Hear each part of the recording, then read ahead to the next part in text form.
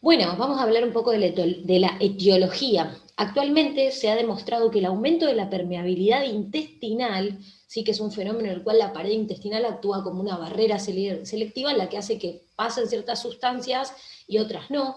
Entonces, si vos tenés un intestino permeable, que eso justamente es re interesante, esto cada vez se ve más en la medicina, cosas que aumentan la permeabilidad intestinal, lo que va a hacer es que la sustancia pase el antígeno de manera más fácil y se genere la respuesta inmunológica.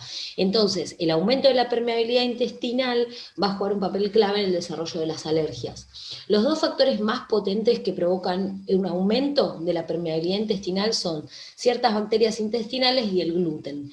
Y bueno, justamente este sobrecrecimiento bacteriano o esta disbiosis tiene una causa también alimentaria, o sea, ciertas cosas generan las disbiosis o no, ¿no? Independientemente de la predisposición genética, es decir, tanto en celíacos como en no celíacos. ¿Cómo se diagnostican? Bueno, algo vimos antes, se basa en la historia clínica y en las pruebas de alergia. Bueno, esto lo pasamos porque no nos interesa tanto, pero sí es carificación o prix o test cutáneos o en sangre. Y lo que la prevalencia estimada de las alergias alimentarias en el mundo, según la Organización Mundial de la Salud, es un 1 a 3% en los adultos y el 4 al 6% en niños. Por ejemplo, dice que en España la alergia a los alimentos está creciendo, ya que se ha duplicado el número de diagnósticos en poco más de una década, pasando a una prevalencia del 3% en el 92 a 7,4% en el 2005. Uf, y si hacemos ahora, ¿no? Bueno, acá tenemos algunos términos: hipersensibilidad, anfilaxia, que si quieren después lo podemos leer, pero bueno, un alérgeno es una molécula antigénica que toma parte de la reacción inmune y va a producir una alergia, ¿sí? Entonces, ¿y qué es la alergenicidad? Es la capacidad de una molécula determinada para provocar una reacción alérgica en individuos sensibilizados. Bueno, ¿cuáles son las manifestaciones? Gastrointestinales pueden ir desde vómitos, diarrea, dolores abdominales y reflujos.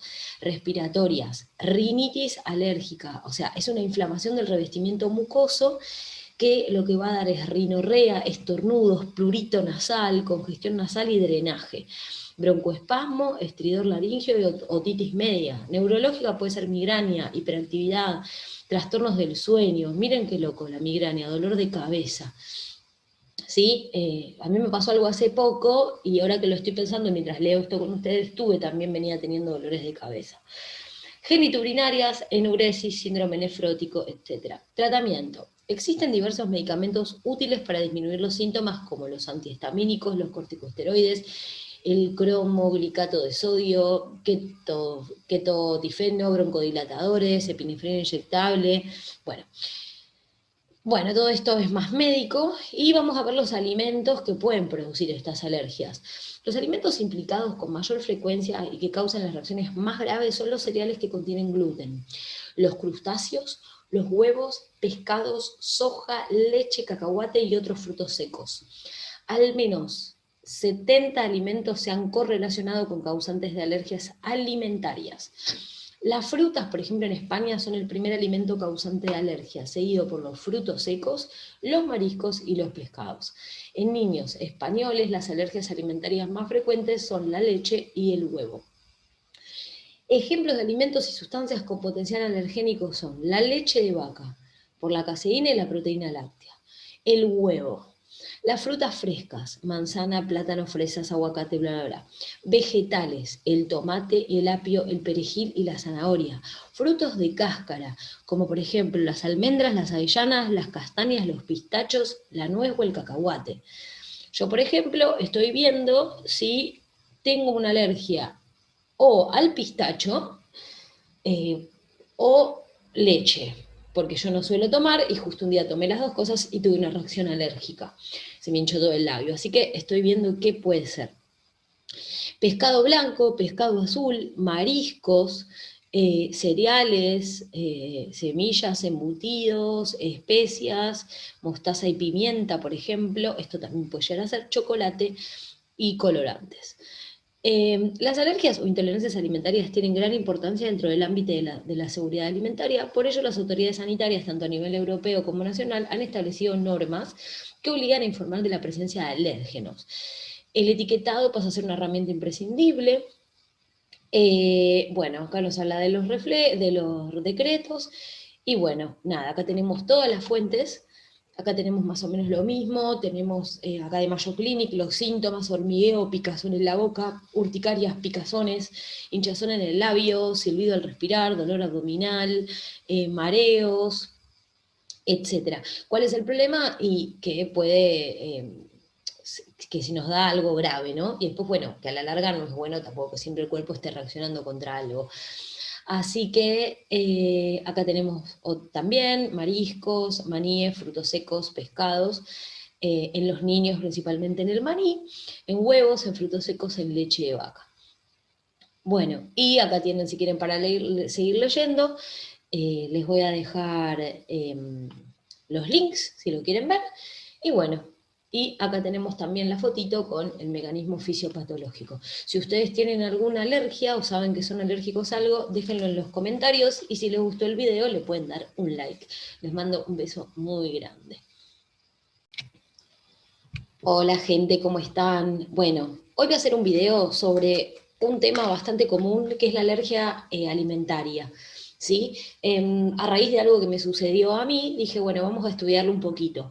La verdad lo busqué del Harrison y no encontré mucho, y realmente lo que no quiero hacer tanto hincapié en todo el mecanismo fisiopatológico de la alergia, sino en ver cuáles son las causas comunes de alergia alimentaria y describir el proceso de manera global, ¿no? Por ende, la información de Wikipedia está buena, ya chequeé las fuentes y todo, y realmente es un buen resumen. Así que vamos a hablar sobre qué es la alergia a los alimentos.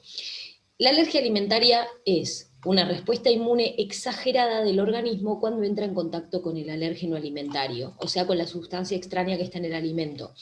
Estas sustancias capaces de provocar una reacción alérgica se conocen como sustancias alergénicas o alérgenos, ¿no? Es una sustancia que puede inducir una reacción de hipersensibilidad alérgica en personas y animales susceptibles que han estado en contacto previamente con él, ¿no? Las alergias a alimentos más frecuentes en los niños son al huevo, a la leche y al pescado. En los adultos hay a algunas frutas y a frutos secos, seguidos por mariscos y pescados.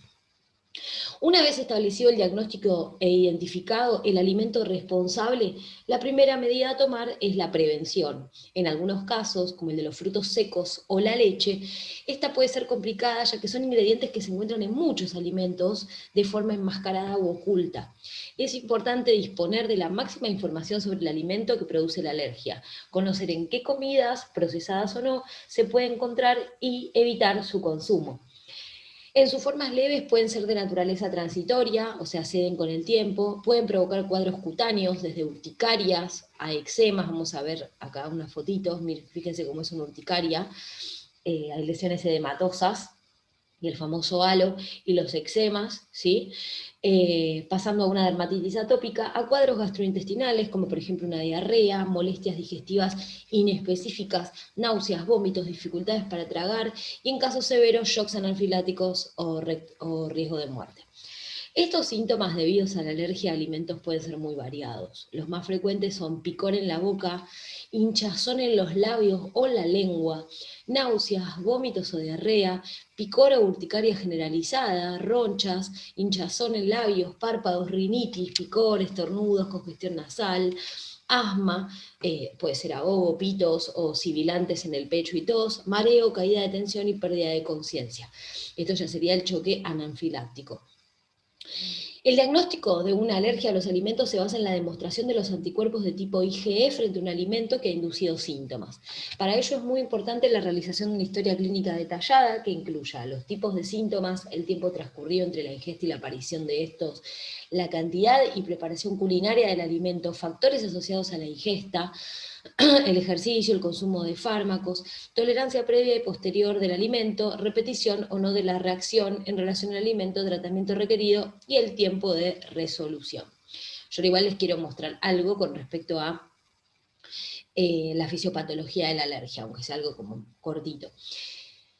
Bueno, antes de pasar a lo que es la diferencia con una intolerancia, ay, esperen un segundo que a mí me... A ver si...